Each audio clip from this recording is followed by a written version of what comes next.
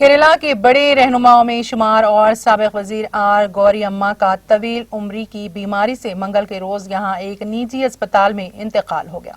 دائیں بازو کے رہنما گوری اما کو بخار اور سانس لینے میں تکلیف کی شکایت پر 2 ہفتے پہلے یہاں PIS اسپتال میں داخل کروایا گیا تھا، جہاں انہوں نے آج آخری سانس لی۔ کیرلا میں ضلع میں 1919 میں پیدا ہونے والی گوری اما ریاست میں بائیں بازو کی تحریک کے بانی رہنماؤں میں سے ایک ہیں۔ قانون میں BA کرنے کے بعد وہ 1946 میں کمیونسٹ پارٹی میں شامل ہو گئیں اور انہوں نے ٹریڈ یونین اور کسان تحریکوں میں سرگرم ہو کر حصہ لیا۔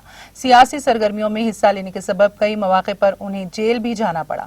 گوری اما نے 11 بار اسمبلی الیکشن لڑا اور 8 بار جیت حاصل کی۔ وہ 1957، 1966، 1980 اور 1987 میں بائیں بازو کی قیادت والی حکومت میں وزیر تھیں۔